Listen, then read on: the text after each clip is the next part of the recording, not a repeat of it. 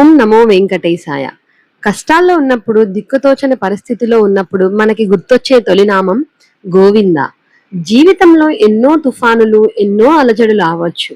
కానీ ఆ ఏడుకొండల వాడి పాదాల దగ్గర ఒక చిన్న దీపం వెలిగించి మనసు విప్పి చెప్పుకుంటే వచ్చే ఆ ప్రశాంతత, ఆ నమ్మకమే వేరు. నేనైతే 3 సంవత్సరాల నుంచి ఈ వ్రతం చేసుకుంటున్నానండి. ఇది నా 3వ సంవత్సరం మొదలు పెట్టాను. మొదటి వారం చాలా అద్భుతంగా జరిగింది. ఈ మొదటి వారం విశేషాలు మీకు కూడా తెలియజేయాలని ఈ వీడియో చేస్తున్నానండి. ఎక్కడ కూడా స్కిప్ చేయకుండా చూడండి. ఎన్నో సందేహాలు కూడా మీకు క్లియర్ అయిపోతాయి. Welcome back to my channel yours Haniram. Let's get into the video. ఓం నమో వెంకటేశాయ. హారతి వెలుగుల్లో దివ్యనామ స్మరణ మధ్య నా 7 శనివాల వ్రతం మొదటి వారం పూజ చాలా ప్రశాంతంగా, విజయవంతంగా పూర్తయింది. గత 3 సంవత్సరాలుగా నేను ఈ వ్రతాన్ని క్రమం తప్పకుండా చేసుకుంటున్నానండి. ప్రతిసారి స్వామివారు నాకు చూపించిన దారి, ఇచ్చిన అనుభూతి మాటల్లో చెప్పలేనిది. ఈ వ్రతానికి ముఖ్యంగా కావలసింది తులసిమాల, పిండి ప్రమిదలు, నైవేద్యం, నువ్వుల చిమ్మిలి. చాలా మందికి నువ్వుల చిమ్మిలి అంటే నల్ల నువ్వుల చిమిలియా, తెల్ల నువ్వుల చిమిలియా అని అన్నారు. కొంతమంది పంతులు గారు నల్ల నువ్వుల చిమిలి గాని, కొంతమంది పంతులు గారు తెల్ల నువ్వుల చిమిలి గాని ఏదైనా పెట్టుకోవచ్చు అని చెప్పారండి. సో నేనైతే 3 years నుంచి తెల్ల నువ్వుల చిమిలియే పెట్టుకుంటున్నాను. ఒకవేళ మీకు కుదిరితే గనక నల్ల నువ్వుల చిమిలి కూడా పెట్టుకోవచ్చు. నేనైతే ప్రతి వారం కూడా ఇలా ఈ విధంగా స్వామివారికి, అమ్మవార్లకు అభిషేకం చేసుకొని తరువాత పూజ అయితే స్టార్ట్ చేస్తానండి. ముందుగా గణపతి పూజ చేసుకొని, తరువాత అభిషేకం చేసుకొని, తరువాత అమ్మవారికి, అయ్యవారికి అష్టోత్తర శతనామావళి చేసుకుని తరువాత నేను పిండి ప్రమిదలతో దీపారాధన చేసుకుంటాను. నేను కూడా చాలా మంది వీడియోస్ చూస్తున్న టైంలో చాలా మంది ఏం చెప్తున్నారంటే ఫస్ట్ పిండి ప్రమిదలు వెలిగించకండి, లాస్ట్ వెలిగించుకోండి, లేదా మధ్యలో వెలిగించుకోండి. మధ్యలో అనగా కొంతమంది కథలు అయిపోయిన తర్వాత వెలిగిస్తున్నారు, కొంతమంది నివేదనకి ముందు దీపం దర్శయామి అన్నప్పుడు దీపం వెలిగిస్తున్నారు. నేనైతే 2 years నుంచి ఫస్టే వెలిగించేదానండి. సో ఈ ఇయర్ నేను నివేదనకి ముందు వెలిగిస్తున్నాను. ఈ విధంగా చాలా మంది ఏం చేస్తున్నారంటే పిండి ప్రమిదలు చేసేటప్పుడు కొంచెం క్రాక్స్ లేకుండా చేసుకోండి. దానివల్ల ఏమవుతుందంటే నూనె కిందంతా కారిపోయే ప్రమాదం ఉంది. సో ఇది చాలా జాగ్రత్తగా చేసుకోండి. దీని గురించి ఎవరికైనా కావాలి అంటే గనక నేను ఒక లాంగ్ వీడియో చేశాను, కింద డిస్క్రిప్షన్ లో ట్యాగ్ చేస్తాను, ఖచ్చితంగా చూడగలరు. నేనైతే నువ్వుల నూనెతోనే దీపారాధన చేస్తున్నానండి. ప్రతి వారం కూడా నేను నువ్వుల నూనెతోనే దీపారాధన చేస్తాను. చాలా మందికి డౌట్స్ ఉంటాయి, నువ్వుల నూనెతోనే చేయాలా అండి అంటే 7 శనివాల వ్రతం అనేది ముఖ్యంగా చాలా మంది కూడా పెద్దవాళ్ళు చెప్తున్నది, అదే విధంగా మనకి పుస్తకాలలో ఉన్నది కూడా నువ్వుల నూనెతో దీపారాధన. కుదరలేని వాళ్ళు ఆవు నెయ్యి, ఇంకా కుదరలేని వాళ్ళు కొబ్బరి నూనె, వేటితోనైనా చెయ్యండి, కానీ భక్తి మాత్రం ముఖ్యం. ఇది మాత్రం గమనించుకోండి. స్వామివారికి మనం ఎంత భక్తితో చేస్తున్నాం అనేది ముఖ్యమండి. ఏం చేసాం, ఎలా చేసాం, ఆర్భాటంగా కాకపోయినా సింపుల్ గా అయినా మన శక్తి కొలది కూడా చేసుకొని చక్కగా స్వామివారికి నామస్మరణ, స్వామివారి భక్తి, ఇదే ముఖ్యమండి. ఇది మాత్రం గమనించగలం. నేనైతే 3 years నుంచి చేస్తున్నానండి. 2 years కూడా నేనైతే కలశం పెట్టుకోకుండా చేసుకున్నాను. ఈ ఇయర్ మాత్రం కలశం పెట్టుకొని చేసుకోవాలి అని అయితే నేను అనుకున్నానండి. సో అందుకని ఈ ఇయర్ నేను కలశం పెట్టుకొని పూజ చేసుకున్నాను. చాలా అంటే చాలా ప్రశాంతంగా, చాలా ఆనందంగా నా ఈ పూజ అయితే చాలా చక్కగా జరిగిందండి.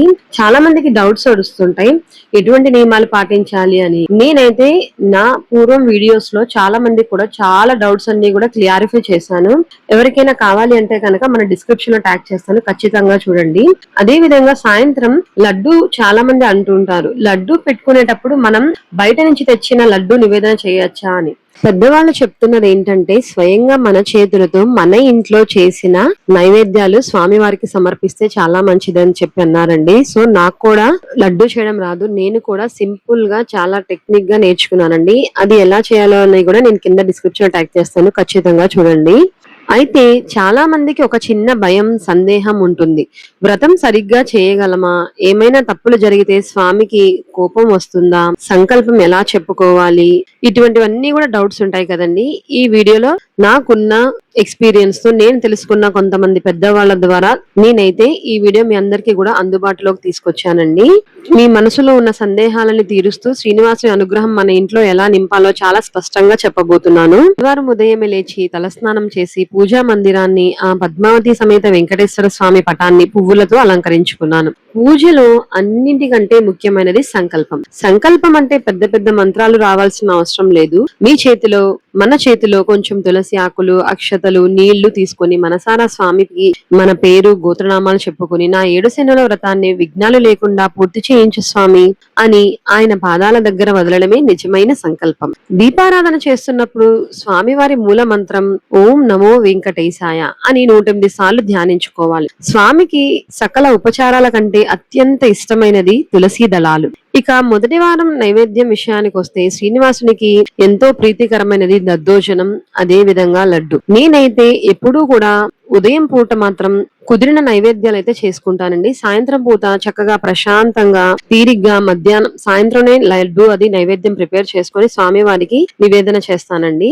నేనైతే 3 years నుంచి ఇలాగే చేస్తున్నాను. సో ఎవరికైనా కావాలి ఉపయోగపడుతుందని చెప్పి నేనైతే చెప్తున్నానండి.